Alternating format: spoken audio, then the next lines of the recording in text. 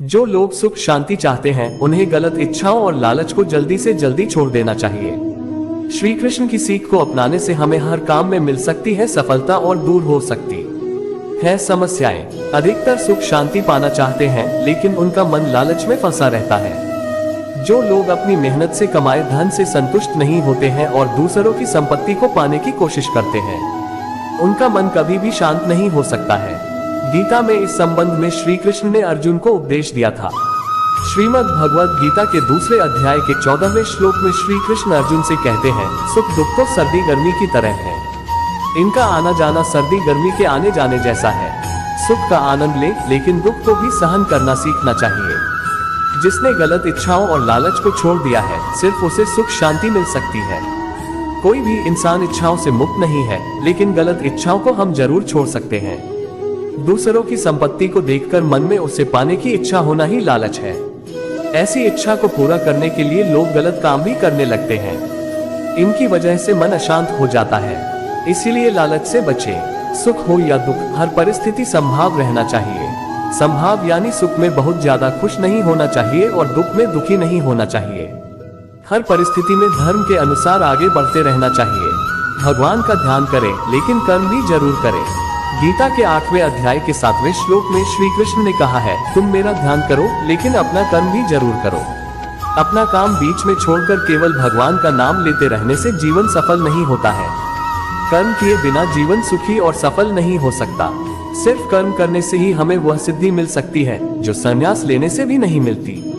श्री कृष्ण ने कर्म को ही महत्वपूर्ण माना है। जो लोग कर्म छोड़कर सिर्फ भक्ति करते हैं उनका जीवन दुखों से घिरा रहता है।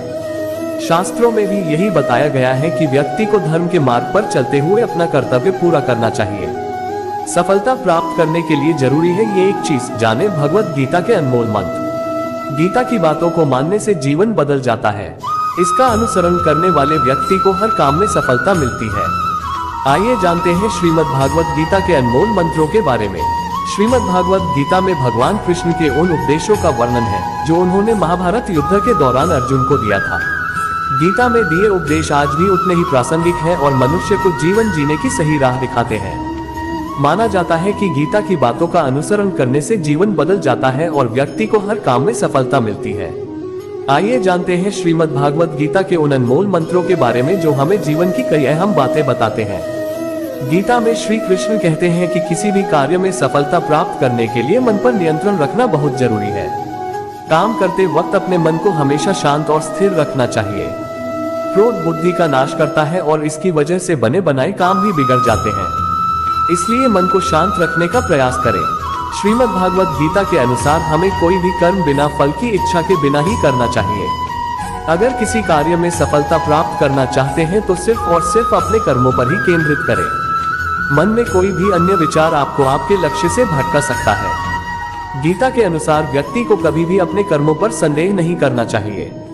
ऐसा करने से व्यक्ति खुद का सर्वनाश कर बैठता है। इसलिए सफलता प्राप्त करना चाहते हैं तो जो भी कार्य करें उसे पूरे विश्वास के साथ बिना किसी संदेह के पूरा करें। गीता में श्री कृष्ण कहते हैं, मनुष्य को किसी भी वस्तु के प्रति अत्यधिक लगाव नहीं रखना चाहिए। ये लगाव ही मनुष्य के दुख और असफलता का कारण बनता है। अत्यधिक लगाव से व्यक्ति में क्रोध और दुख का भाव उत्पन्न होता है। इसकी वजह से वह अपने कर्म पर केंद्रित नहीं कर पाता है। इसलिए मनुष्य को अत्यधिक लगाव से बचना चाहिए। श्री कृष्ण के अनुसार किसी भी कार्य में सफलता प्राप्त करने के लिए अपने भीतर छिपे डर को खत्म करना चाहिए। ये सीख देते हुए कृष्ण ने अर्जुन को कहा था कि हे अर्जुन, तुम निडर होकर युद्ध करो। अगर युद्ध में तुम मारे गए तो स्वर्ग मिलेगा और अगर जीत गए तो धरती पर राज मिलेगा। इसलिए अपने मन से डर को खत्म कर दो।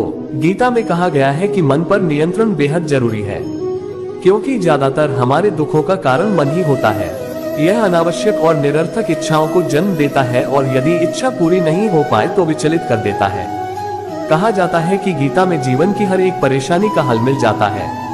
महाभारत युद्ध में भगवान श्री कृष्ण ने अर्जुन को तब गीता का पाठ पढ़ाया था जब उनके कदम युद्ध भूमि में डगमगाने लगे थे। गीता के उपदेशों को सुनकर अर्जुन अपने लक्ष्य को पूरा करने की तरफ अग्रसर हुए।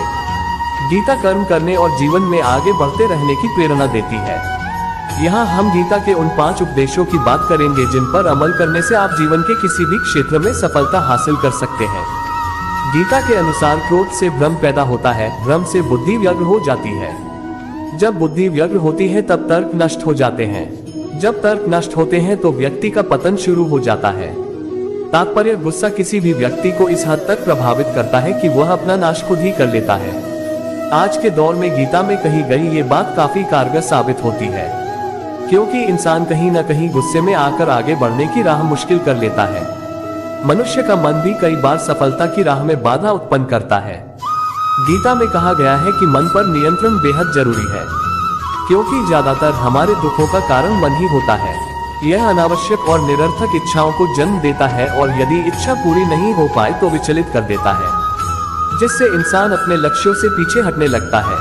गीता में कहा गया है कि व्यक्ति को स्वयं का आंकलन जरूर करना चाहिए, क्योंकि हमें हमसे अच्छी तरह कोई दूसरा नहीं जान सकता। इसलिए इंसान को अपनी कमियों और अच्छाइयों पर खुद से विचार करके अच्छे व्यक्तित्व का निर्माण करना चाहिए। गीता अनुसार व्यक्ति को उसके कर्म के अनुसार ही फल की प्राप्ति होती है। आने वाले परिणामों के बारे में सोचने की बजाय हमें अपने कर्मों पर ध्यान देना चाहिए। वर्तमान समय में इंसान किसी भी काम के परिणामों को लेकर पहले से ही घबराने लगता है, जिस कारण वह कर्म करने में अपना 100% नहीं दे पाता। इसलिए गीता के कहे अनुसार अपने कर्म को बेहतर तरीके से करे, रिजल्ट खुद ब खुद अच्छा आ जाएगा। अगर किसी काम में हार हो भी जाए तो उससे सीखने का प्रयत्न करें। श्री कृष्ण ने अर्जुन से कहा कि व्यक्ति को अपने गुरु के अलावा अपने अनुभवों से भी सीख लेनी चाहिए, अन्यथा कई बार व्यक्ति परेशानी में पड़ सकता है। ऐसा भी देखा गया है कि बार बार असफलता मिलने के बाद भी व्यक्ति उसी पथ पर उसी प्रक्रिया से बार बार गुजरता है, जबकि उसे बीते समय में मिले परिणामों का विश्लेषण करना चाहिए और फिर मिले अनुभवों के आधार पर आगे बढ़ना चाहिए। गीता भगवान श्री कृष्ण के मुख से निकला हुआ शब्द है। गीता का जन्म उस विकट समय में हुआ था जब धर्मयुद्ध के बीच खड़े अर्जुन मोह के बंधन में उलझ गए थे। भगवान श्री कृष्ण जानते थे कि त्रेतायुग के बाद कलियुग आरंभ हो जाएगा, जिसमें मनुष्य मोह, माया, लोभ, छल के जाल में उलझकर पथ भ्रष्ट हो जाएगा। ऐसे में मनुष्य को मार्ग दिखाने के लिए एक दिव्य ज्ञान की जरूरत होगी, जिससे मनुष्य कर्म पथ पर चलता हुआ मोह के बंधन से मुक्त होकर मुक्ति प्राप्त कर सके। कुछ समय पहले एक फिल्म आई थी, ओ माय गॉड। फिल्म में भगवान के आधुनिक स्वरूप को दर्शाया गया था और उनके माध्यम से वर्तमान समय में गीता के महत्व और लाभ को बताया गया था। अगर व्यक्ति गीता के संदेशों को ध्यान से देखे तो वर्तमान समय में नौकरी, व्यवसाय के अलावा जीवन के दूसरे क्षेत्रों में भी कामयाबी हासिल करते हुए मोक्ष प्राप्त कर सकता है। सेहत का रखे ध्यान। गीता का सबसे जरूरी ज्ञान है कि व्यक्ति संतुलित आहार ले और स्वस्थ रहे, क्योंकि सफलता के लिए न तो अधिक खाने की और न बिल्कुल ना खाने से प्राप्त होती है। व्यक्ति स्वस्थ रहेगा तभी नियमित रूप से साधना, उपासना, स्वाध्याय, सत्संग का लाभ उठा सकता है। कार्य क्षेत्र में भी अच्छी सेहत से ही सफलता पा सकते हैं। खान पान को संयमित, जैसा खाए अन्न वैसा बने मन, ये पुरानी कहावत है। ये गीता का भी ज्ञान है। तामसी एवं असंयम पूर्ण भोजन से चित्त में चंचलता तथा दोषपूर्ण विचार उत्पन्न होते हैं, जिससे सोच विकृत होती है। इसीलिए जब सफलता चाहते हो तो सात्विक, पौष्टिक तथा प्राकृतिक रसों से परिपूर्ण सादा आहार ही ग्रहण करना चाहिए। मन में संदेह। गीता में भगवान श्री कृष्ण ने संशयात्मा विनश्यति कहा है। बड़े और महान कार्य समय एवं श्रम साध्य होते हैं।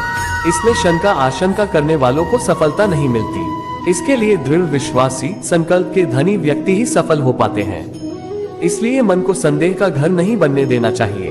अर्जुन के मन में भी युद्ध के आरंभ में संदेह और शोक उत्पन्न हो गया था। गीता के द्वारा श्री कृष्ण ने अर्जुन के इन दो शत्रुओं का अंत किया।